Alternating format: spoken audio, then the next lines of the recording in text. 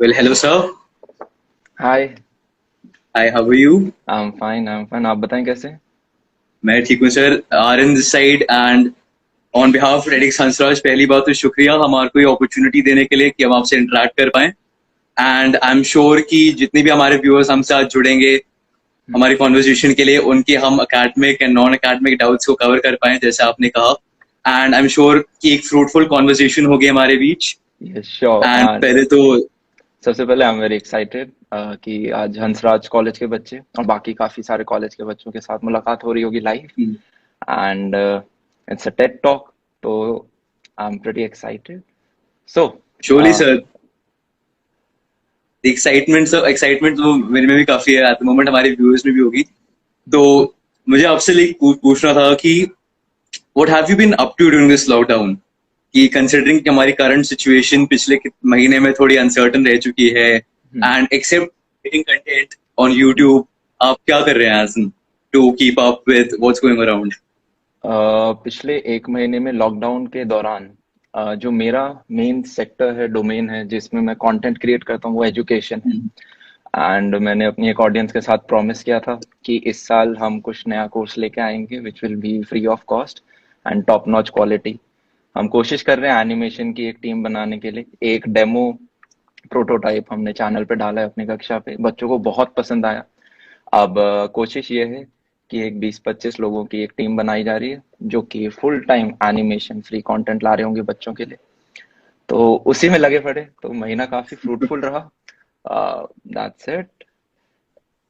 Well that's sir, it. पहली बात तो I wish you all the best for this project, and I am sure कि आप बता रहे हैं कि it will definitely be a success. तो सिंस मूविंग बच्चे फॉरवर्ड, बनाएंगे सक्सेस बच्चों के लिए। Definitely sir. हम्म। हम being a science student myself कि I have been following you since class 11th, and I've seen you कि आपकी जो growth रही है as an influencer, and आपकी जो influence रही है मेरे जैसे बच्चों पर as students। बट मुझे आपसे हमेशा पूछना था कि like you have been a mentor to us as source of inspiration। आपकी लाइफ में वो सोर्स ऑफ इंस्पिरेशन, वो जो गाइडिंग लाइट होता है, वो कौन रहे हैं?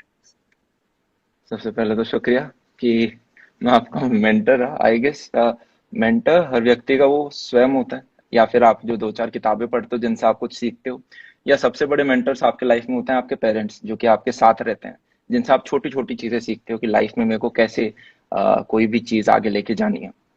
मेरी लाइफ में भी मेरे पेरेंट्स जो हैं वो काफी एक बड़ी इंस्पिरेशन रहे। और एक बार जब हम कॉलेज के अंदर आ गए थे और ये चैनल स्टार्ट किया था, कभी सोचा नहीं था चैनल को बड़ा करेंगे। आज भी नहीं लगता बड़ा हो गया। अभी भी छोटा है बहुत, अभी बहुत आगे जाना है हमें। जो बच्चे हैं वो हमेशा एक source of inspiration and motivation रहे हैं। मैंने तो पहला वीडियो डाल दिया था, बच्चों ने कहा हमें और चाहिए, तो लगता था अरे वाह, दो लोग देखना चाहते हैं तो और डालते हैं और डालते हैं। सो आई बिलीव बच्चे बोलते हैं I am the motivation, I feel कि they are my source of inspiration and motivation. Surely sir की आपके जो कंटेंट की बात है, मैंने आपके पर्सनली मैंने आपका चैनल इससे ज्वाइन किया था बिकॉज आपका कंटेंट डिफरेंट था। लाइक एक लोग बच्चों को मदद करने का जो भाव था वो आपके चैनल पे काफी साफ साफ क्लियरली आपने कम्युनिकेट किया था। तो that was one of the reasons कि मुझे लगा था कि दैट आपका channel is different from others. Like काफी बढ़िया रहा, थैंक मतलब यू मेरा थैंक भी यू। एक्सपीरियंस आपके चैनल के साथ। सो मूविंग फॉरवर्ड कि आपने जो आपने जो आपको रिसेंटली आपने काफी बच्चों से इंटरेक्ट किया होगा from across India, different university से, डिफरेंट स्ट्रीम से। सो आपके अकॉर्डिंगली वो एक जो कॉमन इशू जो मोस्टली बच्चे फेस करते हैं, वो क्या रहता है, एंड आप कैसे उनको उससे टैकल करने के लिए एडवाइस देते हैं? ओके। अगर हम सारे बच्चों की बात करें, चाहे स्कूल में हो या कॉलेज में हो, एक चीज जो सभी बच्चों में जो बच्चे फेस करते हैं इशू, वो ये कि there is a difference between scoring and having knowledge about a particular subject. कि अगर एग्जाम में राइट नंबर सर। लाने हैं, तो उसके लिए अलग से, जैसे I was preparing for JEE, तो हम क्या करते थे, स्कूल चले गए, स्कूल के बाद कोचिंग चले गए, कोचिंग के बाद ट्यूशन ले लिया, ट्यूशन के बाद बस। तो हम खा ज्यादा रहे थे, डाइजेस्ट कम कर रहे थे। आप ट्यूशन ज्यादा ले रहे हो, आप रिवाइज नहीं कर रहे हो। और पिछले 4 साल में जब इस चैनल के माध्यम से काफी बच्चों से मिलने का मौका मिला, मुझे पता चला कि मेन रीजन ये नहीं होता बच्चों का कम स्कोर करने का कि उनका सिलेबस कवर नहीं हो पा रहा। ये होता है कि उनका रिवीजन नहीं हो पा रहा। और कॉलेज और भी अच्छा यस यहाँ सर। पे साथी रहा, क्योंकि मैं बोलूंगा मुझे 12वीं तक पढ़ना ही नहीं आता। इनफैक्ट किसी बच्चे को, मेजोरिटी बच्चे को, 98-99% को 12वीं तक नहीं पढ़ना आता। कॉलेज जाके आपको पता चलता है ओके, नंबर लाने के लिए ऐसे पढ़ना पड़ता है। जब आप उस एक रात में पढ़ते हो, उस एक डेडलाइन में, तब आपको दिखता है ओके, सबसे पहले डेफिनेटली हमें सर। पता होना चाहिए सिलेबस क्या है, ये जो डिफाइंड चीज है उसे मुझे सबसे सरल तरीके में पहले कौन खिला सकता है, क्या मेरा दोस्त या फिर कोई यूट्यूब का कोई टीचर जो मुझे समझा दे। उसके बाद should I go for NCERT या फिर कोई नोट्स हैं जिन्हें मैं रेफर कर सकूं। अच्छा ग्रेट, मेरे नोट्स हो गए, अब मैं सीधा पीवाईक्यूज को हिट करता हूँ, मेरे नंबर आ जाएंगे। राइट। कि बजाय, और पहले हम, मुझे भी याद है 11th 12th में मैं क्या करता था, खुद ही लेजेंड बन जाते थे। ओके, एनसीईआरटी को मैं खुद समझने की कोशिश करूंगा, या फिर मैंने ट्यूशन ले लिया।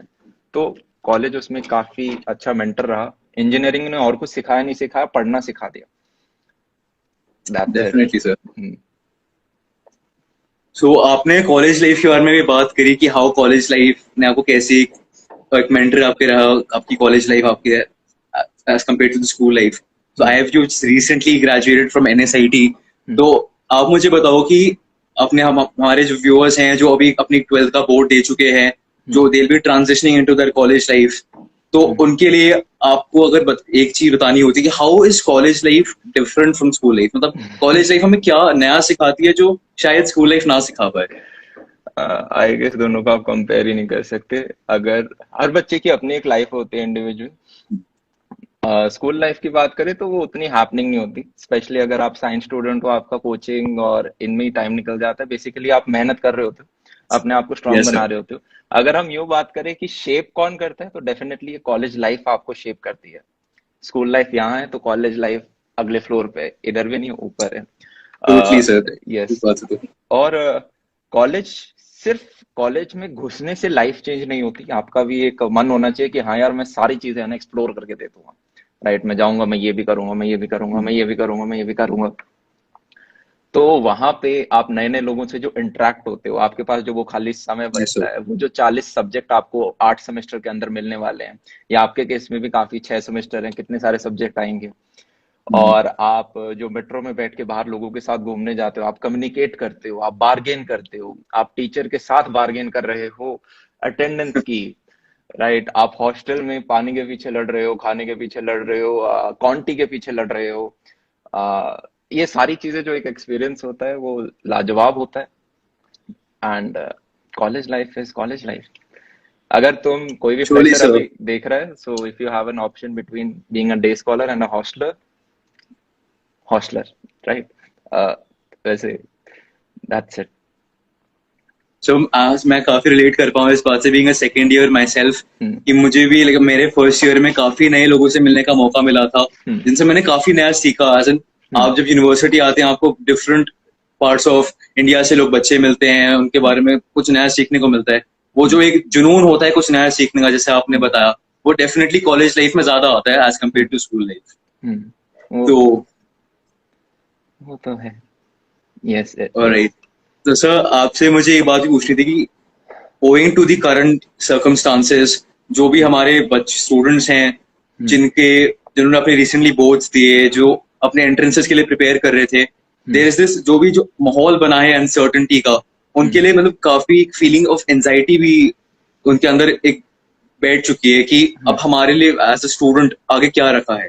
सो हम्म। आप उनको लेके, और इसकी वजह से एक तो मोटिव जो शुरुआत में रहता था कि हाँ हम्म। पढ़ेंगे, हम्म। एग्जाम देना है, बढ़िया सा मोटिवेशन है, बट अब हम्म। वो अनसर्टन की वजह से थोड़ी कम हो गई है। Being a student hmm. My self, थोड़ी हम्म। मोटिवेशन जो कम रह गई है, तो आपके हम्म। अकॉर्डिंगली क्या करना चाहिए उन बच्चों को, as an piece of advice for them, जो भी इस सिचुएशन में फंसे हुए हैं। आई गेस जो जेई का बच्चा या नीट का बच्चा है, वो तो काफी खुश है। उन्हें तो 3 महीने फालतू मिल गए प्रिपरेशन के लिए। राइट, पहले आपके बोर्ड के बाद जस्ट आपका जेई एग्जाम हो जाता था, हफ्ते भर के अंदर प्रिपरेशन टाइम नहीं मिलता था। अब इस साल के जेई के बच्चे काफी ज्यादा खुश है कि यार 3 महीने फालतू, एडवांस में तो और समय। आई गेस प्रिपरेशन में काफी समय मिल गया है। बट एक जगह जहां पे बहुत बड़ा लॉस हो रहा होगा वो ये है कि आपके कॉलेज का फर्स्ट ईयर छोटा होता जा रहा है, कि आपका यस सर। एडमिशन पता नहीं कब होगा। एंड आई गेस एक सेमेस्टर की आपको लॉस होगा, वो एक सेमेस्टर जो कि काफी ज्यादा मेमोरेबल होता है। मैं उसे एग्जाम से ज्यादा इंपॉर्टेंट बोलूंगा। बाकी सीबीएसई वाले बच्चों की बात करें तो छोटे मोटे पेपर बच गए थे, बच्चे वैसे भी ज्यादा लोड नहीं ले रहे थे उनका, और अब वो चीज सॉर्ट आउट भी हो गई है। So that's it. मैंने एक चीज बहुत देखी इस लॉकडाउन के दौरान, काफी बच्चे नई चीजों में घुस रहे हैं, स्पेशली सॉफ्ट स्किल्स, जो कि बहुत इंपॉर्टेंट है। एंड आज से 4 साल पहले मैं कंपेयर करूं, कोई सॉफ्ट स्किल्स के अंदर नहीं जाता था कि भाई सोशल मीडिया क्या होता है, ठीक है, इन्फ्लुएंसर मार्केटिंग क्या होती है, आपके डिजिटल प्लेटफॉर्म्स जो हैं, graphic designing, animation, video editing. आज के दिन सब सुपर एक्साइटेड हैं, तो ये काफी एक अच्छी चीज मुझे लगती है। शोरी सर, जो नया ट्रेंड बना है वो थोड़ा हम्म। टेक्नोलॉजी की तरफ शिफ्ट हो रहा है, हम्म। कंसिडरिंग कि ये जो आपने सॉफ्टवेयर के बारे में बताया वो there on hmm. The rise at the hmm. Moment. Hmm. So definitely as a student हम हम्म। भी ट्रेंड्स की तरफ इंक्लाइंड रहते हैं। हम्म। एंड सो एक चीज मुझे पूछनी थी कि that you as a student yourself hmm. And you you quite aware that nothing in the world is perfect, मतलब हर हम्म। चीज में एक स्कोप रहता है ग्रोथ का, hmm. Similar to our Indian education system. एक हम्म। हमेशा एक स्कोप है इम्प्रूवमेंट का। हम्म। तो अगर आपको एक एजुकेशन रिफॉर्म हम्म। जो आपको लगता है काफी इंपॉर्टेंट है हम्म। हमारे current, considering the current situation या हम्म। फ्यूचर में, एक ऐसे हम्म। एजुकेशन रिफॉर्म जो आपको लगता है काफी जरूरी है हम्म। हमारे सिस्टम के लिए, तो वो क्या होगा? एक नहीं, हम दो तीन यहाँ पे रख सकते हैं। सबसे पहले जो मुझे लगता है कि अगर आप जब भी कोई भी ऐसी प्रोफेशनल डिग्री करते हो, चाहे इंजीनियरिंग हो गई, मैं इंजीनियरिंग के बारे में बात करूंगा, चाहे आपकी नॉर्मल डिग्रीज भी हो गई, वहां पे आपको इंडस्ट्री के लिए प्रिपेयर नहीं कराया जा रहा है। जैसे अगर मैं सरकारी कॉलेज में था तो उधर 30 साल 40 साल पुराना सिलेबस चल रहा है, तो उसकी आज के दिन कोई एज सच वो नहीं है। हम बस पढ़ रहे हैं क्योंकि हमें सेमेस्टर में अच्छे नंबर लाने और डिग्री लानी है, दैट्स इट। और कंपनियों में बैठना है क्योंकि उनकी 75% 80% बैठने की एलिजिबिलिटी होती है। अब वो बच्चा जैसे ही इंडस्ट्री में जाता है, उसे दिखता है अरे वाह, जो स्कूल में था कॉलेज में था वो तो कुछ होता ही नहीं। तो बच्चे खुद ही अपने घर पे बैठ के पढ़ रहे होते हैं इंडस्ट्री के लिए। सो अगर ऐसा कुछ हो सके कि आपका जो एजुकेशन सिस्टम है ये हर 2 से 3 साल में आपको रिन्यू करना पड़ेगा। जैसे कि आप ऐसा भी नहीं कि 10 साल में रिन्यू हो, टेक्नोलॉजी हर दिन बदल रही है, राइट। पहले एंड्रॉयड था, अब सॉरी सर। कॉटलिन आ गया है, राइट। तो आपको भी अपना सिलेबस हर दिन बढ़ना पड़ेगा। अब आप किताबें नहीं ला सकते, तो आपको इलेक्टिव्स लाने पड़ेंगे, क्योंकि बच्चे के पास ऑप्शन है कि यार मैं ये चीज कर सकूं। और अगर हम स्कूल लेवल की बात करते हैं, जैसे कि एक छोटी सी रिसर्च हुई थी कि हर साल 0.5 to 1% नई जॉब्स आ रही हैं। जैसे कि आज से 10-15 साल पहले एंड्रॉयड डेवलपर की एज सच कोई नीड ही नहीं थी, पर आज के दिन हर चीज में। सॉरी तो सर। सिमिलरली आज से 10 साल बाद मैं बोल सकता हूँ कि 8 से 10% नई जॉब्स होंगी, जो कि आज के दिन हमें दिख भी नहीं रही हैं। तो ऐसे में जो एक बच्चा स्कूल के अंदर है, वो किस चीज के लिए प्रिपेयर कर रहा है, उसे पता ही नहीं है कि कल को क्या होने वाला है। तो ऐसे में हमें उसकी टूल्स को स्ट्रॉन्ग करना है। जैसे वो बोलते हैं ना कि आप भाई पेड़ को काट रहे हो, तो बजाय कि आप 2 घंटे काटो, पहले आप धार तेज कर लो। सो स्कूल में हमारी वो धार तेज होनी चाहिए। कुछ सब्जेक्ट्स जैसे कि आपके मैथ्स हो गई, इंग्लिश हो गई, मुझे लगता है 10th तक का आपका जो करिकुलम वाइज अगर हम देखें अकेडमिकली तो काफी साउंड है। आपका इंग्लिश है, आपको हिस्ट्री के बारे में पढ़ाया जाता है, आपके मैथ्स वगैरह भी हैं। कुछ चीजें ऐड यस हो सर। सकती हैं, जैसे कि पीई के पीरियड, फिजिकल एजुकेशन जो आपकी होती है, हफ्ते में एक होती है, आई गेस हर दिन होनी चाहिए। बच्चा बाहर जाए, उसे कॉम्पिटिटिवनेस आती है बंदे के अंदर कि यस आज मैं मैच खेलने जाऊंगा, आज मुझे जीतना है। स्पोर्ट्स बहुत इंपॉर्टेंट रोल प्ले करता डेफिनेटली है, सर। स्पेशली जब आप यंग होते हैं। एंड बस ये दो रिफॉर्म भी हो जाएंगे तो काफी अच्छी चीज हो जाएगी। फ्यूचर में एक रिफॉर्म जो और आ सकता है, वो काफी 10 साल बाद की सी चीज लगती है, बट ये कि मुझे ऐसा लगता है कि इंडिया के अंदर एक अच्छे कॉलेज के अंदर घुसना, या वर्ल्ड वाइड भी आप चाहे देखो, एक बहुत बड़ी चीज मान रखी है कि भाई अगर अच्छा कॉलेज नहीं मिला तो लाइफ बर्बाद हो जाएगी। और उस चक्कर में 11th 12th के बच्चे भाई कितना लोड, कितना प्रेशर, और उनके माँ बाप कितना पैसा लगाते हैं हर चीज के डेफिनेटली सर। अंदर। अगर एक ऐसा सा कुछ फनल बन सके कि यार आपको लास्ट में बनना तो इंजीनियर है, आपको लास्ट में जाना तो माइक्रोसॉफ्ट गूगल इन सब में, अगर एक ऐसी कुछ फनल बन सके कि ये लोग सीधे भी रिक्रूट करने लगे। एक ऐसी स्टडी हुई थी जहां पे यूं देखा गया था कि इन डेकेड्स, 1 से 2 डेकेड में ऐसा हो सकता है कि कॉलेजेस का उतना महत्वपूर्ण रोल ना रहे, राइट। कि अगर आपको भाई कल को गूगल में जॉब लेनी है, जैसे कि कोई भी एक पर्टिकुलर एमएनसी है, वो एक कॉलेज से निकले हुए बच्चे को पकड़ती है, जैसे कॉलेज में इंडस्ट्री की चीज ही नहीं पढ़ाई गई है, शुरुआत के 2-3 महीने उसे ट्रेनिंग दी जाती है वहां पे। तो यस सर। अगर आप जैसे अभी गूगल समर ऑफ कोड होता है, ठीक है, पर वो कॉलेज वाले बच्चों के लिए होता है। हो सकता है फ्यूचर में ऐसी और चीजें खुलें जहाँ पे 5-6 ब्रांड्स मिलके साथ में आए, अपना एक एग्जामिनेशन निकालें, और वहां पे कोडर सेलेक्ट हो और उनको कॉलेज के साथ पैरेलल, जैसे कि अभी काफी जगह होता है कि आप बीसीए कर लेते हो पर आपकी एमसीए होती है आपकी जॉब के साथ। तो ऐसा कुछ शानदार इंटीग्रेशन निकल के आ सकता है जिससे कि आप अभी कॉलेज के अंदर हो, हंसराज राइट, बहुत अच्छा कॉलेज है। Yes sir. राइट। सो कुछ नई स्किल सीख रहे हैं हम। मुझे लगता है कि आपके जो दोस्त हैं वो आपको ज्यादा चीजें सिखा रहे हैं एज कम्पेयर टू जो किताबें आप पढ़ रहे हो, या आपका डेफिनेटली जो सर। वहां पे सोसाइटीज आपको ज्यादा सिखा रही होंगी। राइट। सर डेफिनेटली इस बात से मैं एग्री करूंगा कि जब मैं कॉलेज आया था तो मेरी एक परसेप्शन थी कि किताबें हमें काफी सिखाती हैं एंड हम अपने दोस्तों से सीखते हैं, बट किताबें एक बड़ी टीचर होती है, जैसे आपने बताया। हम्म। और कॉलेज में being a part of different societies, दूसरे लोगों से इंटरेक्ट करना, वो एक रहता है, एक कंपेटिटिव नेचर भी ज्यादा रहती है कॉलेज में कि मेरा दोस्त कौन सा कोर्स कर रहा है या मेरा सीनियर क्या किस फील्ड में इंटरेस्टेड है, तो वो सब हम कलेक्ट थॉट्स रिकलेक्ट करके अपने एक शेप करते हैं। आई होप आपको भी थोड़ा रिलेटेबल लगे। हाँ, टोटली रिलेटेबल। मुझे कॉलेज लगता है कॉलेज पढ़ाई के लिए नहीं, कॉलेज आपको एक तो ये सिखा देता है कि लोड कैसे लेना है। एक दिन में सिलेबस कवर करते हो तो आप फिर डेफिनेटली सर। जिंदगी में जॉब का कोई भी डेडलाइन मीट कर सकते हो अगर आपने सेमेस्टर एग्जाम्स दिए हैं तो। और दूसरा ये आपको दोस्ती के बारे में सिखाता है। स्कूल में शायद उतनी अच्छी दोस्ती नहीं होती जो लाइफ लॉन्ग लास्ट करे, कुछ केसेस में हो जाती है, आपको एक आध दोस्त मिल जाता है, पर कॉलेज में आपको वैसे दोस्त मिलते हैं, आप हॉस्टल में उनके साथ रहते हैं। यही बस कुछ अच्छी चीजें हैं कॉलेज के बारे में जो कि that's it। Sir definitely sir, जो कॉलेज रिलेशनशिप्स होते हैं एज इन फ्रेंडशिप्स वहां बनती हैं। हम्म। आप लाइक माइंडेड लोगों से इंटरेक्ट करते हो कॉलेज में, तो hmm. Definitely you are more inclined towards उनके कि उनके साथ कनेक्शन बना के रखना है, बिकॉज वो सेम मेंटालिटी शेयर करते हैं। हम्म। तो डेफिनेटली कॉलेज लाइफ का भी अपना ये अलग एक्सपीरियंस है, जैसा आपने बताया। तो आपने अभी पहले हमें बताया था कि जो 11th 12th के बच्चे हो उन पे काफी लोड रहता है कि अकेडमिकली पढ़ना है, पढ़ते रहो, अपना जो ब्रेन है वो शार्प करो। तो आपके अकॉर्डिंग ये जो एक सेइंग है हमारे इंडियन कल्चर में कि academic success is the only factor that determines one's professional success, तो आप इस बात को, आपके व्यूज क्या हैं इस बात पर, जो एक स्टिग्मा सा बन रखा है? स्टिग्मा नहीं बोलेंगे इसमें, आप किसी को ब्लेम नहीं कर सकते। अगर हम जैसे अपनी इंडियन सोसाइटी देखें, राइट, अभी हम ग्रो कर रहे हैं, आने वाले टाइम में हम यस सर। सुपर पावर होंगे, अभी बन रहे हैं, राइट। तो अभी अगर हम आप अपने आस पड़ोस देखोगे या फैमिली में भी देखोगे, हम सब मिडिल क्लास या लोअर मिडिल क्लास से हैं। तो ऐसे में हमारे पेरेंट्स के अंदर एक यस डर सर। होता है कि कल को यार मेरा बच्चा भी है ना वो अपने पैरों पे खड़ा हो जाए। और अकेडमिक रास्ते पे उन्हें यूं लगता है कि यार इस रास्ते से काफी लोगों का भला हुआ है तो मेरे बच्चों का भी हो जाएगा। हमें बस एक चीज समझनी पड़ेगी, फायदा तो डेफिनेटली हो जाएगा पर आपका विजन कितना बड़ा है। क्या आपका फायदा यहाँ पे या आपका फायदा यहाँ पे है। तो एक सिंपल सा फंडा होता है कि किस डोमेन में कितना कंपटीशन है।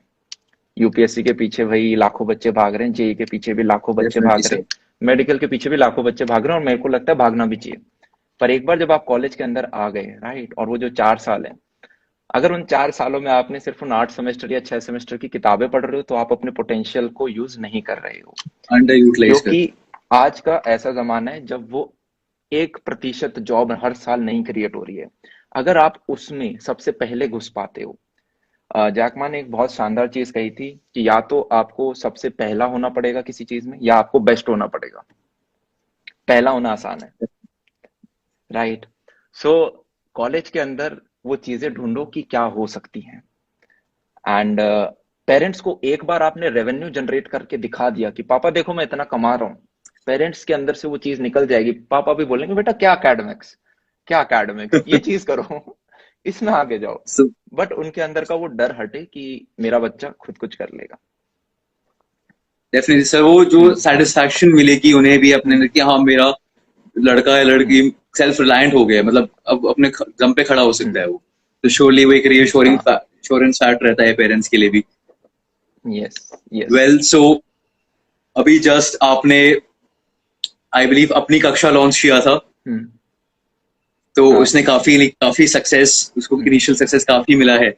तो उस आइडिया के पीछे, मतलब जो आपकी जो इनिशिएटिव है उसके पीछे जो एक इंस्पिरेशन या कोई आइडिया, वो क्या रहेगी जो आपकी इनिशिएटिव के पीछे थी? हम कॉलेज के अंदर बैठे थे 4th ईयर में, मैं और मेरा दोस्त अनुज, राइट। एंड हम कमरे में बैठ के सोच रहे थे कि यार एक नया चैनल बनाते हैं जो कि टोटली एजुकेशनल हो, लाइक जहाँ पे पढ़ाया जाए सीरियसली डेडिकेटेडली। उस टाइम नहीं सोचा था एनिमेशन वगैरह कुछ डालेंगे या टॉप इंडिया के एजुकेटर्स हम लाएंगे प्लेटफॉर्म पे।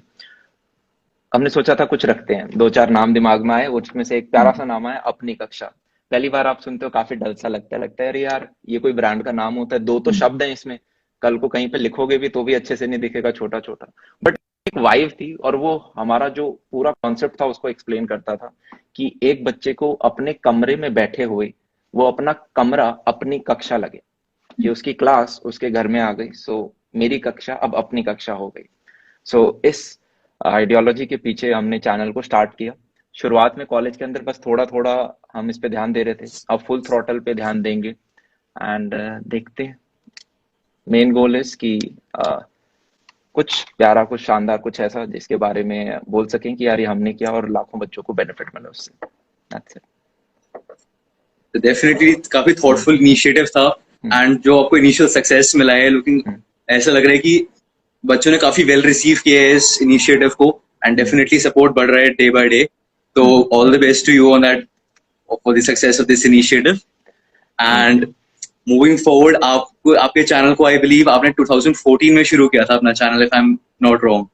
यस, 2014 में स्टार्ट किया था। मेरा अकाउंट 2014 में बना था। फर्स्ट वीडियो बना था 2015 के जून में लगभग शायद। तो लगभग जैसे ही हमारा 12th का एग्जाम खत्म हुआ मैंने वीडियो बनाया, ऐसा सब कुछ तो हुआ था। आपको लाइक 2014 से 2020 से ऑलमोस्ट बिन 6 years आप कंटेंट बना रहे हैं, hmm. Inspiring people. Hmm. But मुझे आपसे पूछना था कि as a content creator hmm. आपको चैनल से सबसे बड़ी सीख क्या मिली? चैनल से सबसे बड़ी सीख जो मुझे मिली, पहला कि वही तीन चीजें मैं बोलूंगा। कंसिस्टेंसी फर्स्ट, सेकंड या तो आप किसी जगह पे फर्स्ट हो या बेस्ट हो, दो चीजें। एंड थर्ड अगर यस सर। मैं देखूं तो ये कि अब मैं अपने आप को काफी एक अच्छे तरीके से एक्सप्रेस कर पाता हूँ, जो पहले काफी मैं शाय था, जो हम सोचते थे कि लोग क्या कहेंगे, सोसाइटी क्या कहेगी टाइप। आई गेस ये हर क्रिएटर को ये चैनल सिखाते हैं कि आपको 100 लोग अगर देखते हैं या आपको 10,000 लोग अगर देख रहे हैं, तो उन 10,000 में से एक दो व्यक्ति होगा जो कि आपको पसंद नहीं करेगा, राइट। और इनिशियली वो एक दो व्यक्ति भी ऐसे चुपता था कि अरे यार क्या मैं कुछ बहुत खराब कर रहा हूँ, गलत कर रहा हूँ, इन्होंने कहा कि ये।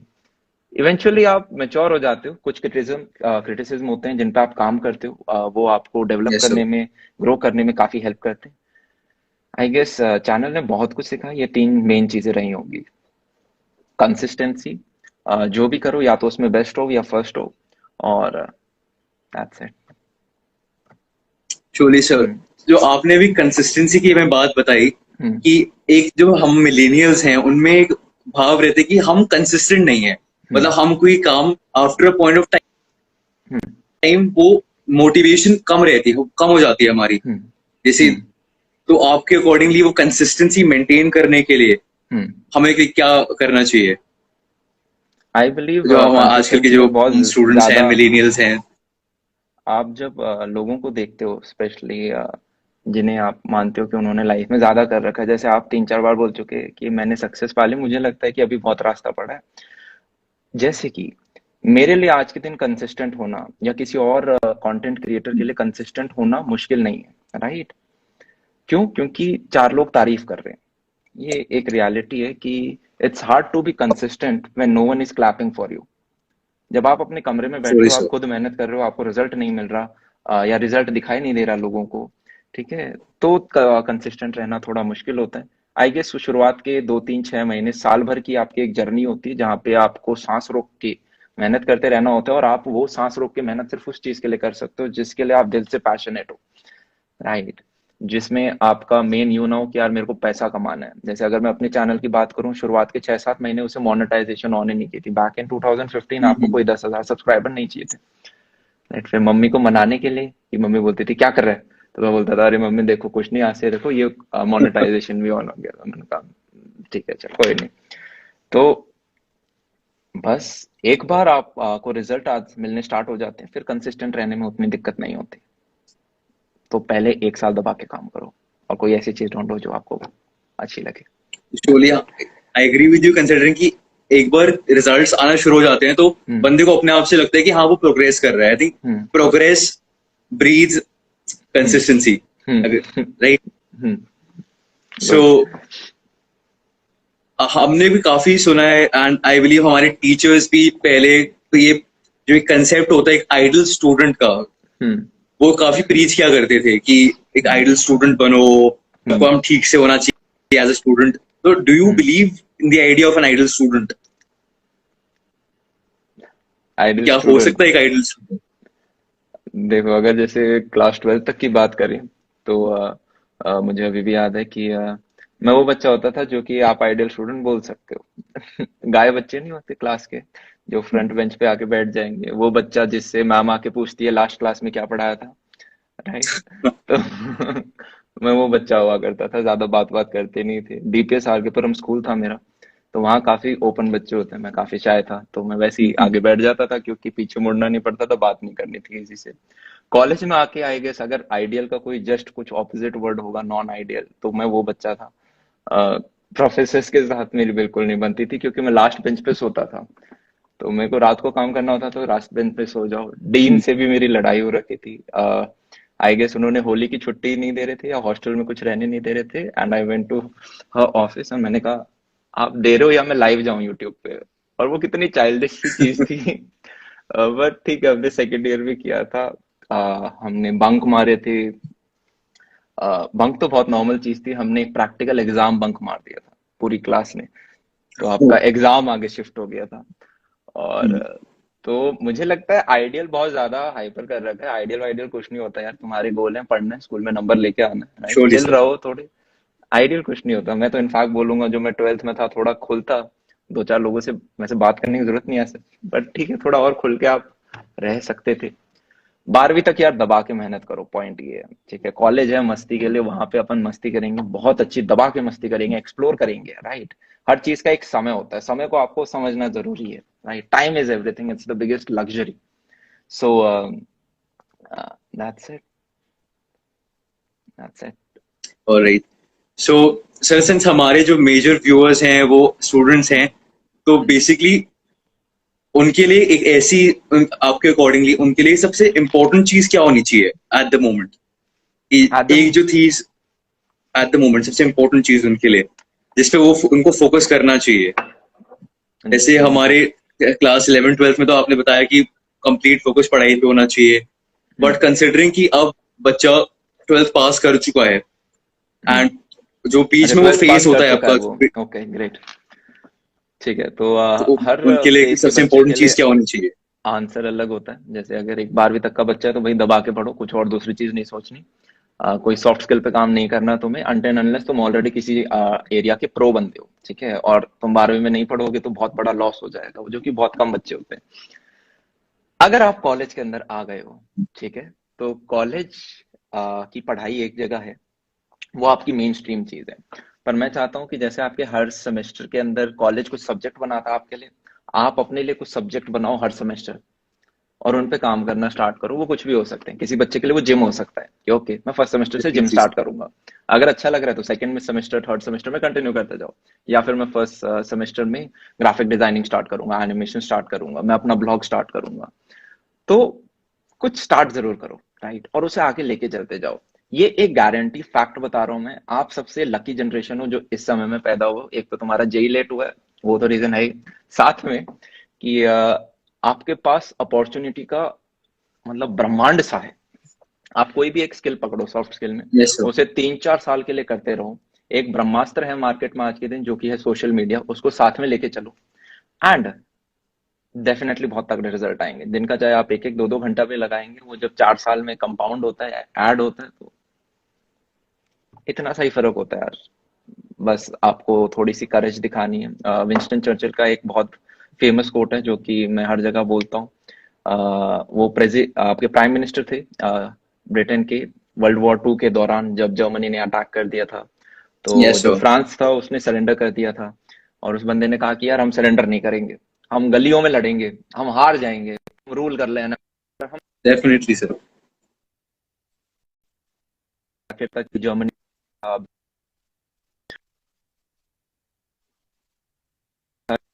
जो सक्सेस है, success is not final, failure is not fatal, it's the courage to continue that counts. तो थोड़ी सी करज रखें, डेफिनेटली सर। कंटिन्यू करते रहे, कंसिस्टेंट रहे, डेफिनेटली रिजल्ट मिलेंगे। तो जैसा आपने बताया कि जो विल होती है हम्म। वो विल मजबूत रहनी चाहिए, जो नया हम्म। नया सीखने की, वो जो शुरुआत में हम्म। जब हम कुछ हम्म। नया सीखते हैं तो एक थोड़ा सा हम्म। डाउट रहता है कि हम्म। क्या वो सक्सेसफुल होगा हमारे लिए। हम्म। तो आधे लोग वहीं पर थोड़ा हम्म। फिसल जाते हैं कि हम्म। वो मैं स्टार्ट करूं कि नहीं करूं। बट अगर वो एक जो पहला स्टेप इंपॉर्टेंट है, I believe, hmm. Toward something new, and वो जो हम्म। करेज है टू, जैसा आपने बताया, to the will to continue, is that hmm. What matters, hmm. Right? Yes.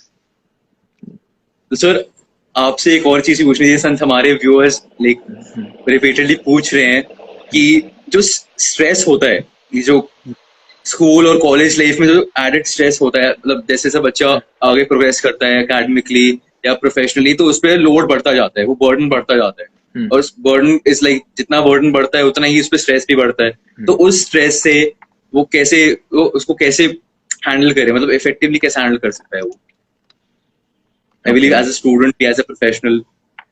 ठीक है, आई गेस स्ट्रेस जो एक चीज है, काफी बार तो एक्सपेक्टेशन से आती है, कि आपसे एक्सपेक्टेशंस बहुत ज्यादा रखी जाती हैं। काफी बार होता है कि आप वेंट आउट नहीं कर पाते हो, जैसे कि एक सीपीयू को वेंट आउट करना होता है, आप वेंट आउट नहीं कर पा रहे हो।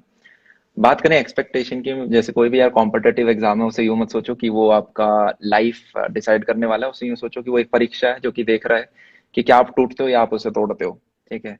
जैसे लोग जिम जाते हैं अपनी मसल्स बढ़ाने के लिए, तुम बेसिकली, हम एंट्रेंस एग्जाम दे रहे हैं ये देखने के लिए कि हम कितना किसी ऐसी चीज में जिसमें मन भी नहीं लग रहा है घुस सकते हैं और उसे क्रैक कर सकते हैं। तो अपना बेस्ट दो और उसके बाद रिजल्ट की ज्यादा अपेक्षा ना रखो। ट्रस्ट मी, अपने सराउंडिंग में अगर आप देखोगे तो वो व्यक्ति जो कि बहुत ज्यादा लाइफ में फाइनेंशियली अच्छा कर रहे हैं, शायद वो इंजीनियर और डॉक्टर हैं भी नहीं। ठीक है। तो ये है, 11वीं 12वीं में लगता है आपके चारों तरफ कोचिंग इंस्टीट्यूट्स होते हैं, IIT JEE, IIT JEE, IIT JEE, या टॉप कॉलेजेस। यस, उनका डेफिनेटली एक बहुत अच्छा रोल है, पर टॉप कॉलेजेस तो सिर्फ 10,000 20,000 बच्चों को मिलेंगे, 50,000 को मिल जाएंगे। डेफिनेटली। तो बाकी बच्चे क्या फिर घर पे बैठेंगे? वो भी बहुत अच्छा उखाड़ते हैं। तो आपको मार्केट की नीड डिमांड थोड़ी समझनी पड़ेगी, बाहर जाओ, एक्सप्लोर करो, भरा पड़ा है, समुंदर है, दैट्स इट। Definitely sir. कमरे में बैठे बैठे कुछ नहीं मिलेगा, आ, दूसरों को देख के कुछ नहीं मिलेगा, आपको कुछ आज ही स्टार्ट करना पड़ेगा। एक और famous quote, do it now, do it now. जो भी आप सोच रहे हो, तुम्हें 4 साल बाद अपनी एक कंपनी खड़ी करनी है, तो वो कंपनी खड़ी करने के लिए आज आज क्या कर सकते हो? आज मैं कंपनी रजिस्टर करा सकता हूँ, तो वो चीज करो, राइट? या आज मैं कुछ चार्ट बना सकता हूँ, आज मैं कुछ किसी के साथ कोलैबोरेट कर सकता हूँ। आज क्या कर सकते हो? अगर आज कुछ नहीं कर रहे हो तो वो 4 साल वाली चीज नहीं होगी। Surely sir. तो वो ये है कि जैसे आपने बताया कि बहुत नया चीज एक्सप्लोर करने के लिए हमारे पास बहुत चीजें हो रहती हैं, बस वो विल होनी चाहिए एक्सप्लोर करने की, कि हम्म। एटलीस्ट कुछ नया सीखने को मिले। हम्म। वो जो होती है ना कि एक पैशन की, कुछ नया सीखने को मिले, that is important, hmm. Right? आपसे एक और चीज पूछनी थी मुझे कि हाँ। आप एज अ स्टूडेंट, एक स्टूडेंट भी रह चुके हो, एंड नाउ यूर, आप एक टीचर, एक मेंटर भी रह चुके हो। हम्म। तो personally which role do you prefer, as a student और एज अ टीचर? कॉलेज में मैं एक अच्छा स्टूडेंट नहीं था, स्कूल में मैं एक अच्छा स्टूडेंट था, टीचिंग में मुझे बहुत मजा आ रहा है। तो इनफैक्ट मैं बोलता हूँ टीचर स्टूडेंट भी है, क्योंकि आप कोई भी चीज में जब एक बहुत डेप्थ तक जाते हो तो आप खुद को एक स्टूडेंट बनना पड़ता है, राइट? आप खुद को पहले पढ़ाते हो, वो चीज आपको अच्छा लगता है, फिर आप बच्चों के साथ शेयर करते हो। सो आई बिलीव ये सेकंड वाला पार्ट काफी अच्छा रहा। और जब मैं स्टूडेंट था तो कॉलेज में मेरी कुछ मेमोरीज थी जो मेरे दोस्तों के साथ बनी थी, या फिर इस जर्नी ने बनाई, वो वाला फेज मुझे बहुत अच्छा लगा। वो फेज इनफैक्ट आज भी कंटिन्यू हो रहा है। तो मुझे एज अ टीचर अच्छा लग रहा है, क्योंकि मैं अपने बच्चों के साथ जब बात करता हूँ तो हम टीचर और स्टूडेंट नहीं होते, हम सारे दोस्त होते हैं। तो हम ऐसी बात करते हैं डेफिनेटली। जैसे कि एक नॉर्मल दो दोस्त बात करते हैं, बस एक को फिजिक्स ज्यादा अच्छी आती है, that's it. Definitely sir. So since हमारे काफी जो व्यूअर्स हैं अभी जो हमसे जुड़े हुए हैं वो कॉलेज से भी हैं, तो मैं आपसे पूछना चाहता था कि आपका एक ऐसा कॉलेज एक्सपीरियंस जो आपके लिए काफी इंस्पायरिंग रहा हो, जो आपको टिल दिस डे याद हो, जो आपने कुछ नया सीखा हो उससे, एक ऐसा कॉलेज एक्सपीरियंस आप शेयर कर सकते हो तो। एक्सपीरियंसेस कॉलेज में बहुत हैं। Inspiring inspiring in what sense कि मेरे को लाइफ में कैसे आप। इंस्पायरिंग एज इन आपने कुछ नया सीखा हो जो आपको टिल दिस डे जो एक लेसन वेल लर्न होता है कि वैल्यू आपको उस दिन सीखने को मिली हो जो अब तक आपके लिए इंटैक्ट है आपके लिए। आ, एक एक लेसन था जो कि इस जर्नी से रिलेटेड नहीं, बाकियों के लिए भी काफी इंपॉर्टेंट हो सकता है, वो ये कि आप कॉलेज में जाते हो तो मुझे बाइक्स का बहुत ज्यादा शौक था, राइट। तो मैंने दैट्स ले ग्रेट ली सर। थी बाइक फर्स्ट सेमेस्टर में ही। घर में थी, मैंने कहा मैं लेके जा रहा हूँ। तो बाइक ली और हम चले गए। अब आप अपने दोस्तों के साथ इधर उधर घूमते हो। एक दिन ऐसा हुआ, हमारे एक सीनियर थे थर्ड ईयर में, और न्यूज आई कि चार लोग थे, वो कहीं जा रहे थे मोरथल वगैरह। उनकी गाड़ी बहुत तेज थी और वो चीज आपका एक्सीडेंट हो गई, गाड़ी पलट गई। सो हमारे कॉलेज के उस दिन मतलब वो फिर नहीं रहे। तो पता चला कि ये जो न्यूज़पेपर में चीजें आती हैं रियलिटी होती हैं, ठीक है। तो वो एक ऐसा समय था जब बाइक वापस घर में दे दी, ठीक है, और काफी एक अच्छा डिसीजन रहा। आप यंग यंग आते हो, आपका लाइसेंस बना होता है, आप भी सोचते हो अरे वाह, जिंदगी के मजे तो अब करेंगे, राइट, और आप मजे करने जाते हो। काफी बार कुछ ऐसी चीजें हो जाती हैं जिनके जो अफेक्ट्स हैं सिर्फ आप पे नहीं, आपकी फैमिली पे भी बहुत रहेंगे और लाइफ लॉन्ग आपको परेशान करेंगे। तो खून थोड़ा गर्म है, पर दिमाग को ठंडा रख के सारी चीजें करनी है। That's it, that's it. Surely sir that definitely कुछ इंस्पायरिंग हमारे व्यूअर्स को भी लगा होगा ये सुनकर। Hmm. So before we come to the end of our conversation, मैं आपसे एक चीज पूछना चाहता हूँ कि ये क्राउड ने भी हमसे रिसेंटली पूछा है कि जो बच्चे रिसेंटली 12th पास की है, जो कॉलेज में जा रहे हैं, जो तो कॉलेज में हैं अभी करंटली, तो उनको जो होता है एक सोर्स ऑफ इनकम जो सेल्फ नए जनरेशन का है कि सेल्फ रिलायंट बनना है, इनकम तो इनकम आनी चाहिए एंड पेरेंट्स को भी थोड़ी सेटिस्फैक्शन मिले कि हाँ बच्चा वेल सेटल्ड एक वो। तो एज अ कॉलेज स्टूडेंट हम what are the different sources of income, मतलब हम इनकम कैसे जनरेट कर सकते हैं मतलब आपके अकॉर्डिंगली, देखो, how in the right direction that is. देखो, आई वुड से इनकम के पीछे मत भागो, पहले एक स्किल क्रिएट कर लो। क्या आज के दिन आपके पास कोई ऐसी स्किल है जिसके लिए आपको कोई 5-10 हज़ार रुपए दे दे? अगर नहीं है तो पहले स्किल सीखते हैं। तो जैसे ही अगर हम स्किल सीखेंगे, अब उसके बाद थोड़ा सा पेशेंट रहना है, क्योंकि आपको मार्केट में वैल्यू एकदम से अच्छी नहीं मिलेगी। शुरुआत की आपकी जो सैलरी होगी वो 5-10 हज़ार ही होगी, अगर आप फर्स्ट ईयर में हो तो, मेजोरिटी केसेस के अंदर। उसके बाद साथ में मैं चाहता हूँ कि आपकी प्रेजेंस सोशल मीडिया पे भी हो, कि भाई अगर आप एक आर्टिस्ट हो तो आपका आर्ट सोशल मीडिया पे दिखे। चाहे आप उसका एक टाइम लैप्स दिखाओ, चाहे आप लोगों को सिखाओ आप कैसे श्योरली बनाते सर। हो, राइट। आपका एक इंस्टाग्राम हैंडल होना चाहिए, आपका एक फेसबुक पेज होना चाहिए, आपका एक यूट्यूब पेज होना चाहिए। आप कुछ भी कर रहे हो, आप इन्फ्लुएंसर मार्केटिंग के अंदर हो तब भी रखो। आप ग्राफिक डिजाइनर हो तब भी आपका एक सोशल मीडिया हैंडल होना चाहिए, आपकी एक वेबसाइट होनी चाहिए जहाँ पे आपका पोर्टफोलियो दिखाई दे रहा हो। ये कुछ चीजें हैं जो कि सिर्फ एक साल नहीं, आपको 3-4 साल करोगे कॉलेज के पूरे साथ दौरान, तब आपको दिखेगा कि 2 साल बाद अरे वाह यार, ये तो एक सोर्स ऑफ रेवेन्यू भी बन सकता है। आप रिजल्ट्स किसी आने शुरू चीज होंगे। को 2 साल करोगे तब आपको पता चलेगा कि क्या ये सेल्फ सस्टेनेबल है, या अगर मैं इसे अपनी लाइफ की मेन चीज बनाता हूँ तो क्या इससे एक रेवेन्यू फनल हम बना सकते हैं, क्या पेरेंट्स सेटिस्फाई हो जाएंगे, राइट। तो पहले उसमें जान डालो, पैसे के पीछे मत भागो कि किस सेक्टर में पैसा कितना है। ये देखो आपको क्या चीज आती है या आप क्या चीज सीखना चाहते हो। अगर आप उस चीज में टॉप पे पहुंच गए, आपकी वैल्यू है। Definitely so. हम्म। तो बेसिकली एक किसी भी स्टूडेंट को एक स्किल सीखनी चाहिए जिसकी जो उसे अच्छे से आती हो, जिसकी और वो वो स्किल उसे मार्केट में उसकी आज स्किल की सीखनी वैल्यू। स्टार्ट करनी पड़ेगी। आप ऐसा नहीं सोच सकते कि मैं अगले महीने स्टार्ट करूंगा, नहीं।